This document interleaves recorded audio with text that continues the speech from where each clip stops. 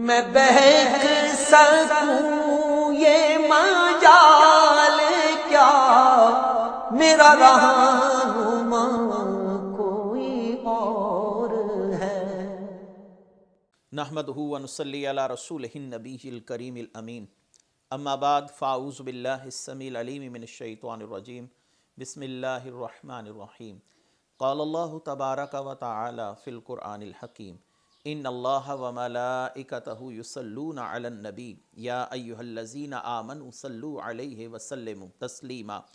الصلاۃ والسلام علیک یا رسول اللہ وعلی آلک و اصحابک یا نبی اللہ۔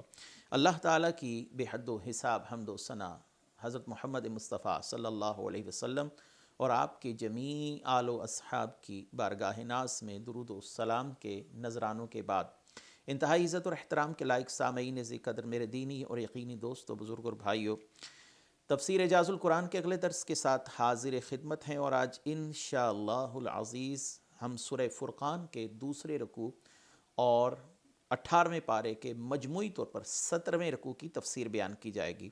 یہ اس پارے کا آخری رکوع ہے، اور اس کے بعد انشاءاللہ العزیز ہم 19ویں پارے میں داخل ہو جائیں گے، اور تیسرے رکوع کی تفسیر سورہ فرقان کی وہ 19ویں پارے کی ابتدا سے بیان کی جائے گی۔ اللہ تبارک و تعالی ارشاد فرماتے ہیں، تبارک الذی ان شاء جعل لک خیرا من ذلک جنات تجری من تحتها الانہار ویجعل لک قصورا۔ وہ اللہ بڑی برکت والا ہے جو اگر چاہے تو تمہارے لیے اس سے بہتر بنا دے، وہ باغات جن کے نیچے نہریں جاری ہوں، اور تمہارے لیے بلند و بالا محلات بنا دے۔ یہ گزشتہ درس سے منسلک سارا معاملہ جو ہے وہ چل رہا ہے۔ گزشتہ درس میں بھی ہم نے بیان کیا کہ کفار رسول اللہ صلی اللہ علیہ وسلم سے مختلف نوعیت کے تقاضے کرتے تھے، اگر آپ ہمیں یہ نشانی دکھا دیں تو ہم آپ کو اللہ کا رسول مان لیں گے۔ اب نشانیاں نہ دکھانے میں جو بظاہر دو حکمتیں مفسرین عظام نے بیان کی ہیں وہ کیا ہیں؟ پہلی حکمت تو یہ تھی کہ اگر ان کے من چاہے منہ مانگے مطالبات پورے کر دیے گئے، اور اس کے بعد انہوں نے اسلام قبول نہ کیا یا رسول کی اطاعت نہ کی، تو ان کے لیے وہ معجزات کا طلب کرنا ہی سبب عذاب ہو جائے گا۔ اور یہ بات یقینی ہے کہ جب کوئی قوم اللہ کی نشانیاں جو اپنی مرضی سے طلب کرے اور اس کو دیکھنے کے بعد تسلیم نہ کرے، تو اللہ تعالیٰ اس قوم پر عذاب نازل فرماتے ہیں۔ دوسرا یہ ہے کہ اس سے پہلے متعدد نشانیاں دیکھنے کے بعد بھی ان لوگوں پر کوئی اثر نہ ہوا۔ بڑے بڑے معجزات کا ظہور رسول اللہ صلی اللہ علیہ وسلم کی ذات والا صفات سے ہوا، لیکن ان معجزات کو بھی دیکھ کر یہ لوگ ایمان نہ لائے۔ تو اس کا معنی یہ تھا کہ یہ سوال کرنا محض ہٹ دھرمی یا رسول اللہ صلی اللہ علیہ وسلم کے راستے میں رکاوٹیں کھڑی کرنے کے لیے تھا، اپنی ہدایت کے لیے یہ سوال نہیں کیا جاتا تھا کہ آپ ہمیں معجزات دکھائیں، ہم آپ کی اتباع کریں گے، ایسا نہیں تھا۔ اب آتے ہیں اس معاملے کی طرف کہ جب انہوں نے کہا کہ اگر اللہ تعالیٰ آپ کے لیے چاہتا تو آپ کے ساتھ فرشتے اتار دیتا، آپ کے ساتھ یہ نعمتیں اتر آتی، تو اب اللہ تبارک و تعالیٰ نے یہاں پر اس سارے معاملے کا جواب خود دیا ہے۔ وہ اللہ بڑی برکت والا ہے جو اگر چاہے تو تمہارے لیے اس سے بہتر بنا دے، یعنی جو وہ تقاضے کر رہے ہیں اللہ تعالیٰ اس سے بہتر آپ کو عنایات کر دے، وہ باغات جن کے نیچے نہریں جاری ہیں اور تمہارے لیے بلند و بالا محلات بنا دے۔ یہ اللہ تعالیٰ کی قدرت سے کوئی شے بعید نہیں۔ رسول اللہ صلی اللہ علیہ وآلہ وسلم نے بھی خود اختیاری فقر جو ہے اس کو اپنایا ہے۔ رسول اللہ صلی اللہ علیہ وآلہ وسلم کی دو احادیث اس حوالے سے میں بیان کرتا چلوں کہ ام سلیم فرماتی ہیں کہ رسول اللہ صلی اللہ علیہ وسلم کی ایک زوجہ محترمہ حجرے میں تھی، اور نبی کریم صلی اللہ علیہ وسلم بھی اپنی زوجہ محترمہ کے پاس تھے، تو ایک شخص حاضر ہوا، اس نے آپ سے حاجت مند ہونے کی شکایت کی۔ آپ نے اسے ارشاد فرمایا کہ تم صبر کرو، خدا کی قسم محمد صلی اللہ علیہ وسلم کی آل کے پاس 7 دن سے کچھ نہیں ہے کھانے کے لیے، تو یہ 3 دن سے ہنڈیاں کے نیچے آگ نہیں جلائی گئی۔ اللہ کی قسم اگر میں اللہ تعالیٰ سے تہامہ کے تمام پہاڑوں کو سونے کا بنا دینے کا سوال کروں تو اللہ تعالیٰ ان تمام پہاڑوں کو سونے کا بنا دے گا، یعنی میرے چاہنے سے معجزات کا ظہور ہو جائے گا، جو میں چاہوں گا وہ ہو جائے گا۔ تو معلوم ہوا کہ ان کو معجزات نہ دکھانا وہ رسول اللہ صلی اللہ علیہ وسلم کا اپنا اختیاری معاملہ تھا، کیونکہ آپ رحمت عالم ہیں اور آپ جانتے تھے کہ یہ ان کے لیے باعث عذاب ہو سکتا ہے، یہ کسی دنیاوی عذاب کا سامنا کر سکتے ہیں۔ تو دوسری حدیث مبارکہ ام المومنین سیدہ عائشہ فرماتی ہیں، میں نے عرض کی یا رسول اللہ کیا آپ اللہ تعالیٰ سے کھانا نہیں مانگتے کہ وہ آپ کو عطا کرے؟ تو آپ صلی اللہ علیہ وآلہ وسلم نے فرمایا عائشہ اس ذات کی قسم جس کے قبضہ قدرت میں میری جان ہے، اگر میں اللہ سے سوال کروں تو وہ دنیا کے پہاڑوں کو سونے کا بنا کر میرے ساتھ چلائے، میں زمین میں جہاں چاہوں جاؤں، اللہ وہیں پہاڑوں کو سونے کا بنا کر میرے ساتھ چلائے۔ تو معلوم ہوا کہ رسول اللہ صلی اللہ علیہ وسلم کے اختیار میں یہ تمام معاملات تھے، لیکن آپ صلی اللہ علیہ وسلم نہ چاہتے تھے۔ اس کی حکمتیں دو میں آپ کے سامنے پہلے بیان کر چکا ہوں، اور اس سے بڑے بڑے معجزات بالخصوص قرآن کریم جو انہیں ایک صورت کی مثل لانے کے لیے متعدد بار دعوت فکر دے چکا، وہ اس کی ایک صورت کی مثال نہیں لا سکے۔ اور قرآن کریم کا معجزہ ہونا ظاہر و باہر تھا، ان لوگوں کی فصاحت و بلاغت وہ مشہور تھی، وہ قرآن کو جانتے تھے، اللہ کا معجزہ ہے۔ اس کے باوجود بھی جب قرآن کو تسلیم نہیں کیا تو پھر دیگر معجزات کو وہ کیوں کر تسلیم کر سکتے ہیں؟ تو لہٰذا رسول اللہ صلی اللہ علیہ وسلم کا نہ دکھانا یہ انہی لوگوں کے لیے مفید رہا دنیاوی لحاظ سے، نہیں تو وہ کسی عذاب میں مبتلا ہوتے۔ آگے ارشاد فرمایا بل کذبوا بالساعة وأعتدنا لمن كذب بالساعة سعيرا إذ رأتهم من مكان بعيد سمعوا لها تغيظا وزفيرا وإذا ألقوا منها مكانا ضيقا مقرنين دعوا هنالك ثبورا لا تدعوا اليوم ثبورا واحدا وادعوا ثبورا كثيرا۔ بلکہ انہوں نے قیامت کو جھٹلایا ہے، اور ہم نے قیامت کو جھٹلانے والوں کے لیے بھڑکتی ہوئی آگ تیار کر رکھی ہے۔ جب وہ آگ انہیں دور کی جگہ سے دیکھے گی تو کافر اس کا جوش مارنا اور چنگھاڑنا سنیں گے۔ جب انہیں اس آگ کی کسی تنگ جگہ میں زنجیروں میں جکڑ کر ڈالا جائے گا تو وہاں موت مانگیں گے، اور فرمایا جائے گا کہ آج ایک موت نہ مانگو، بہت سی موتیں مانگو۔ تو اللہ تبارک و تعالیٰ نے اس آیت مبارکہ میں ان جو آپ کے سامنے میں نے آیات پڑھی ہیں، ان آیات 4 آیات کے اندر بیان فرمایا کہ اے محبوب صلی اللہ علیہ وسلم، ان کافروں نے آپ صلی اللہ علیہ وسلم کی شان میں گستاخیاں ہی نہیں کی بلکہ انہوں نے قیامت کو بھی جھٹلایا ہے۔ جو آپ نے ان کو دعوت دی اس دعوت کو بھی جھٹلا رہے ہیں، آپ صلی اللہ علیہ وسلم کی ذات والا صفات کی تنقیص کے مرتکب بھی ہو رہے ہیں۔ تو ہم نے قیامت جھٹلانے والوں کے لیے کیا رکھا ہے؟ ایک بھڑکتی ہوئی آگ، اور وہ دنیاوی آگ سے 70 گنا زیادہ حدت اور شدت رکھنے والی آگ ہے، یہاں تک کہ جہنمی اس سے دور ہوں گے تو ان کے جسموں سے گوشت کے ٹکڑے وہ گل کر اترنا شروع ہو جائیں گے اور گرنا شروع ہو جائیں گے۔ یہ آگ کے پاس کھڑے ہونے کا یہ وبال ہے، اور اگر کوئی آگ میں جائے گا تو اس کا کیا معاملہ ہوگا؟ اس آگ کو 70 ہزار سال تک دہکایا گیا ہے، اور اس کی رنگت دنیاوی آگ سے بالکل تبدیل ہو چکی ہے۔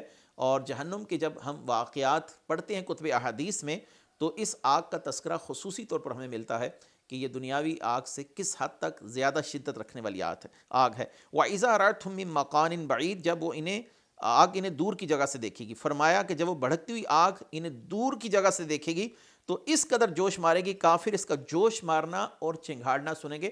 آپ نے اکثر دیکھا ہوگا جب لکڑیوں کی آگ جلائی جائے تو آگ جوش پکڑتی ہے تو اس میں سے لکڑیوں کے چٹکنے کی جو آوازیں ہیں وہ ہمیں سنائی دیتی ہیں، اور آگ کی ایک اپنی آواز ہے، مخصوص آواز، وہ ہمیں سنائی دیتی ہے۔ دور کی جگہ سے مراد 1 برس کی راہ ہے، یعنی 1 سال کی مسافت پر جہنمی اس دوزخ کی آگ سے دور ہوں گے تو انہیں اس آگ کی حدت اور شدت کا احساس ہوگا، وہ اس کا چنگھاڑنا یعنی اس کی آواز کو سنیں گے۔ یہ تو آپ نے دیکھا ہوگا کہ لکڑیاں جلاتے وقت بھی آگ کی خاص آواز جو ہے وہ سنائی دیتی ہے۔ وَإِذَا أُلْقُوا، جب انہیں ڈالا جائے گا، تو یہاں پر فرمایا گیا کہ جب انہیں ڈالا جائے گا ان کے شیاطین کے ساتھ جو ان پر مسلط تھے دنیا میں اور اللہ کی یاد سے ان کو غافل کیے ہوئے تھے، ان کو اور ان اشخاص کو جو اللہ کی یاد سے غافل رہے، شیاطین کو ان کے ساتھ باندھ کر اس آگ کے اندر پھینکا جائے گا، اور وہ تمنا کریں گے کاش ہمیں موت آ جائے، ہماری جان خلاصی ہو جائے، ہم ایک پر مر جائیں اور ہمیں یہ بار بار کی تکلیف کا سامنا نہ کرنا پڑے۔ لیکن انہیں وہاں پر موت نہیں آئے گی۔ قرآن نے فرمایا لا یموت فیہا ولا یحیا، نہ وہ اس میں زندہ رہیں گے نہ مردوں میں ہوں گے، یعنی ایک درمیانی سی کیفیت ہے۔ موت انہیں آئے گی نہیں، زندگی ان کی اس قابل نہیں ہوگی کہ وہ زندگی سے تلذذ حاصل کر سکیں، تو تنگ پڑ کر وہ کئی موتیں طلب کریں گے، یا اللہ ہمیں ایک بار موت دے دے، ہم تنگ پڑ گئے ہیں، لیکن انہیں موت نہیں آئے گی۔ بلکہ کہا جائے گا آج ایک موت نہ مانگو، بہت سی موتیں مانگو، کیونکہ تمہیں طرح طرح کے عذابوں میں مبتلا کیا جائے گا۔ حضرت انس بن مالک رضی اللہ تعالیٰ کی ایک روایت بھی اس حوالے سے میں بیان کرتا چلوں کہ جسے امام ابن ابی شیبہ نے مصنف ابن ابی شیبہ کے اندر روایت کیا۔ سب سے پہلے جس شخص کو آتشی لباس پہنایا جائے گا وہ ابلیس ہے اور اس کی ذریت اس کے پیچھے ہوگی. یہ سب موت موت پکارتے ہوں گے. ان سے کہا جائے گا آج ایک موت نہ مانگو بلکہ بہت سی موتیں مانگو، لیکن موت آئے گی نہیں. وہ زندگی ایسی ہے کہ وہاں پر موت کا تصور ختم ہو جائے گا اور ہمیشگی کی زندگی ہے، اگر وہ جنت میں ہے تب بھی، اگر وہ جہنم میں ہے تب بھی. آگے ارشاد فرمایا قل اذالک خیر ام جنت الخلد التی وعد المتقون کانت لهم جزاء و مصیرا. تم فرماؤ کہ یہ عذاب جہنم بہتر ہے یا وہ ہمیشہ رہنے کا باغ جس کا ڈرنے والوں کو وعدہ دیا گیا، وہ باغ ان کے لیے بدلہ اور لوٹنے کی جگہ ہے. اب یہاں پر متقین اور اللہ کے محبوبوں پر کیے گئے احسان کا ذکر کیا جا رہا ہے، اور اس کے ساتھ ساتھ ہی ان مشرکین سے بھی خطاب کیا جا رہا ہے کہ ایسی زندگی جینا پسند کرو گے یا وہ زندگی جو اللہ تعالیٰ نے اہل تقوی کے لیے منتخب کی ہے، وہاں پر ان کی منچاہی خواہشات ہیں، جیسا کہ ہم اگلی آیت میں بیان کرنے جا رہے ہیں. وہاں جو وہ چاہیں گے ان کو ملے گا. وہاں پر ایسی ٹھنڈک ہوگی کو جو جسموں کو سکون پہنچائے گی، ایسی شراب ہوگی جو نشہ نہیں دے گی. وہاں کے مشروبات کی مثال دنیا میں کسی مشروب سے نہیں دی جا سکتی. وہاں جو ایک بار مشروب پیے گا اس کی پیاس ہمیشہ کے لیے مٹ جائے گی. جو مشروب پیا جائے گا وہ بطور تلذذ ہوگا، بطور لذت ہوگا، نہ کہ پیاس بجھانے کے لیے. اور بہت سے انعامات ہیں جنت میں اہل جنت کے لیے، جو وہ چاہیں گے ان کو دیا جائے گا. اگلی آیت میں اسی کا بیان آ رہا ہے لہم فیہا ما یشاؤون خالدین کان علی ربک وعدا مسئولا. جنتیوں کے لیے جنت میں ہر وہ چیز ہوگی جو وہ چاہیں گے، وہاں ہمیشہ رہیں گے. یہ تمہارے رب کے ذمہ کرم پر مانگا ہوا وعدہ ہے. پہلے میں بیان کر چکا کہ جو اہل جنت چاہیں گے وہ انہیں دیا جائے گا. اگلی آیت کیا ہے کہ یہ تمہارے رب کے ذمہ کرم پر مانگا ہوا وعدہ ہے. کان علی ربک وعدا مسئولا. مومنین دنیا میں اللہ سے عرض کرتے تھے ربنا آتنا فی الدنیا حسنۃ وفی الآخرۃ حسنۃ وقنا عذاب النار. یا اللہ ہمیں دنیا اور آخرت کی بھلائیاں عطا فرما. یہ جو وہ دنیا کی اور آخرت کی بھلائی مانگتے تھے، یہ آخرت کی بھلائی اللہ تعالیٰ کا ان سے وعدہ تھا کہ اللہ تعالیٰ انہیں عطا فرمائے گا، کیونکہ جنہوں نے تقوی اختیار کیا اللہ تعالیٰ کے ذمہ کرم پر ہے کہ اللہ تعالیٰ انہیں جنت عطا فرمائے. بلکہ جو دنیا میں یہ دعا بھی کیا کرتے تھے ربنا وآتنا ما وعدتنا علی رسولک، اے ہمارے رب ہمیں وہ سب عطا فرما جس کا تو نے اپنے رسولوں کے ذریعے ہم سے وعدہ کیا ہے. تو اللہ تعالیٰ اپنے وعدے پورے فرمانے والا ہے اور اللہ تعالیٰ انہیں اس مقام پر ہی پہنچائے اور ٹھہرائے گا جس کا ان سے وعدہ کیا گیا. وَيَوْمَ يَحْشُرُهُمْ وَمَا يَعْبُدُونَ مِن دُونِ اللَّهِ فَيَقُولُ أَأَنْتُمْ أَضْلَلْتُمْ عِبَادِي هَؤُلَاءِ أَمْ هُمْ ضَلُّوا السَّبِيلَ. اور جس دن وہ انہیں اور جن بتوں کی اللہ کی سوا عبادت کرتے تھے ان کو جمع فرمائے گا تو ان بتوں سے فرمائے گا کیا میرے ان بندوں کو تم نے گمراہ کیا تھا یا یہ خود ہی راستے سے بھٹک گئے. مشرقین اور ان بتوں کو اکٹھا کیا جائے گا. یہاں پر دو تفسیریں بیان کی گئی ہیں. ایک تفسیر تو یہ ہے کہ مشرقین جن مقدس شخصیات کی پرستش کرتے تھے اپنے ذوم کے مطابق، اپنے خیال کے مطابق، حضرت عیسیٰ علیہ السلام ہیں، سیدہ مریم رضی اللہ تعالی عنہا ہیں، حضرت عزیر علیہ السلام ہیں، تو ایسی مقدس شخصیات اور فرشتے ہیں. تو اللہ تعالیٰ ان سے سوال کرے گا کیا یہ تمہاری پرستش کرتے تھے؟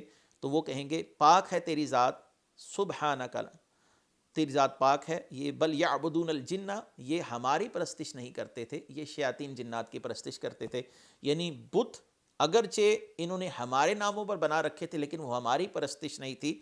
وہ پرستش یہ اگرچہ ہمارے نام لے کر کرتے رہے لیکن اصل میں وہ پرستش شیطان کی تھی، وہ ہماری نہیں تھی. اس سے ان کی حسرت و یاس میں اضافہ ہوگا. اگر ہم دوسری تفسیر مراد لیں کہ یہاں سے مراد بت ہیں اور بتوں کو اللہ تعالیٰ قوت گویائی عطا فرمائے گا تاکہ وہ ان مشرقین کے سامنے خود بول کر اس بات کا انکار کریں کہ یہ ہماری پرستش نہیں کرتے تھے. اور اللہ تبارک و تعالیٰ اس بات پر قادر ہے کہ انہیں بولنے کی قوت عطا فرمائے، قوت گویائی عطا فرمائے. تو اس لیے ان معبودوں سے مراد اگر بت لیا جائے تو بت اس دن ان کی عبادت سے اظہار برات کریں گے، یہ ہماری عبادت نہیں کرتے تھے، یہ شیاطین کی عبادت کرتے تھے. یا ان بتوں کو جو زندگی دی جائے گی اور اس کے بعد ان میں قوت گویائی پیدا کی جائے گی اور اس کے بعد ان کو اٹھا کر آگ میں دھونس دیا جائے گا. اللہ تعالیٰ نے جیسا کہ پہلے اس بارے میں فرمایا کہ ڈرو اس جہنم کی آگ سے جس کا ایندھن پتھر اور انسان ہے. انسان سے مراد یہی کفار مشرقین اللہ کے نافرمان بندے ہیں، اور پتھروں سے مراد ان کے وہ خود ساختہ بت ہیں جن کو یہ اپنے ظلم کے مطابق اللہ کا شریک ٹھہراتے تھے، اور آج جب ان کو جلتا دیکھیں گے تو کہا جائے گا کہ ان سے مدد طلب کرو، لیکن وہ نہ اپنی مدد کر سکتے ہیں نہ ہی وہ ان کی مدد کر سکتے ہیں۔ اس سے مراد اولیاء کرام کو لینا اور ان آیات کو منطبق کرنا اولیاء پر، یہ قرآن کی لفظی اور معنوی تعریف ہے۔ آگے ہے قالوا سبحانک ما کان ینبغی لنا ان نتخذ من دونک من اولیاء ولکن متعتهم وآباءهم حتی نسوا الذکر وکانوا قوما بورا۔ وہ عرض کریں گے اے اللہ تو پاک ہے، ہمارے لیے ہرگز جائز نہیں تھا کہ ہم تیرے سوا کسی اور کو مددگار بنائیں، لیکن تو نے انہیں اور ان کے باپ داداؤں کو فائدہ اٹھانے دیا، یہاں تک کہ انہوں نے تیری یاد کو بھلا دیا، اور یہ لوگ ہلاک ہونے والے ہی تھے۔ یعنی وہ باطل معبود عرض کریں گے اے اللہ تو اس سے پاک ہے کہ کوئی تیرا شریک ہو، خود ہمارے لیے جائز نہیں تھا کہ ہم تیرے سوا کسی اور کو مددگار بنائیں، تو کیا ہم کسی دوسرے کو کسی غیر کو معبود بنانے کا حکم دے سکتے ہیں؟ قطعاً نہیں۔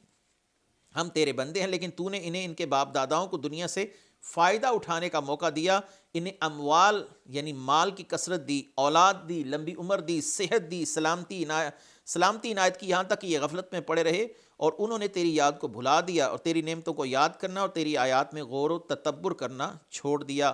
انہوں نے اپنے برے اختیار کی وجہ سے ہدایت کے اسباب کو گمراہی اور سرکشی کا ذریعہ بنا لیا، یہ لوگ تیری ازلی قضا میں ہلاک ہونے والے ہی تھے۔ اگلی آیت ہے فَقَدْ كَذَّبُوكُمْ بِمَا تَقُولُونَ فَمَا تَسْتَطِيعُونَ صَرْفًا وَلَا نَصْرًا وَمَن يَظْلِم مِّنكُمْ نُذِقْهُ عَذَابًا كَبِيرًا۔ تو بے شک ان جھوٹے معبودوں نے تمہاری بات کو جھٹلا دیا، تو اب تم نہ عذاب پھیرنے کی طاقت رکھو گے نہ اپنی مدد کر سکو گے، اور تم میں جو ظالم ہے ہم اسے بڑا عذاب چکھائیں گے۔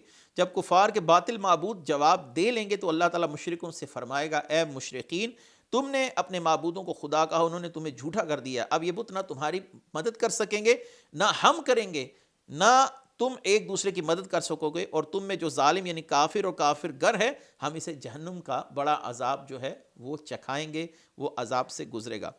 آخری آیت ہے وَمَا أَرْسَلْنَا قَبْلَكَ مِنَ الْمُرْسَلِينَ إِلَّا إِنَّهُمْ لَا يَأْكُلُونَ الطَّعَامَ وَيَمْشُونَ فِي الْأَسْوَاقِ وَجَعَلْنَا بَعْضَكُمْ لِبَعْضٍ فِتْنَةً أَتَصْبِرُونَ وَكَانَ رَبُّكَ بَصِيرًا۔ اور ہم نے تم سے پہلے جتنے رسول بھیجے سب یقیناً کھانا کھاتے تھے، بازاروں میں چلتے تھے، ہم نے تمہیں ایک دوسرے کے لیے آزمائش بنایا، اے لوگو کیا تم صبر کرو گے؟ اور اے محبوب تمہارا رب خوب دیکھنے والا ہے۔ وَمَا أَرْسَلْنَا قَبْلَكَ مِنَ الْمُرْسَلِينَ، ہم نے تم سے پہلے جتنے رسول بھیجے۔ اب یہ کفار کے اس طعن کا جواب دیا گیا جو ہم نے پچھلے رکوع میں بیان کیا تھا کہ یہ نبی ہیں تو بازاروں میں چلتے کیوں ہیں، کھانا کیوں کھاتے ہیں، دیگر جو امور ہیں انسانوں کے وہ سر انجام کیوں دیتے ہیں؟ تو اللہ تعالیٰ نے فرمایا کہ بازاروں میں چلنا، ان کا کھانا کھانا یہ منافی نبوت نہیں ہے۔ جن انبیاء علیہ السلام کو اللہ تبارک و تعالیٰ نے اس شرف سے فیضیاب کیا، اس شرف سے نوازا، وہ تمام کے تمام ان امور کو سر انجام دینے والے تھے۔ آگے ہے کہ ہم نے تمہیں ایک دوسرے کے لیے آزمائش بنایا۔ اس آیت کا تعلق اصل میں ان غریب صحابہ کرام سے ہے جو رسول اللہ صلی اللہ علیہ وسلم کی بارگاہ میں حاضر رہتے، جیسا کہ ابو ذر ہیں، عبداللہ بن مسعود ہیں، عمار بن یاسر ہیں، سیدنا بلال ہیں، صہیب ہیں، عامر بن فحیرہ ہیں۔ تو کفار کے مخیر حضرات، صاحب ثروت و اعجاز لوگ، دولت مند لوگ جب انہیں رسول اللہ صلی اللہ علیہ وسلم کے پاس بیٹھے دیکھتے تو دل میں کراہت محسوس کرتے اور کہتے کہ اگر ہم اسلام قبول کر لیں تو ہم میں اور ان میں کیا فرق رہے گا، ہمیں ان کے ساتھ بیٹھنا پڑے گا۔ یہ جو ایک سٹیٹس کا معاملہ ہے، اسلام نے اس کو مساوی کیا ہے کہ جب مسجد میں پہنچے تو اس میں یہاں پر نہ کوئی بڑا ہے، نہ کوئی چھوٹا ہے، نہ کوئی امیر ہے، نہ کوئی غریب ہے۔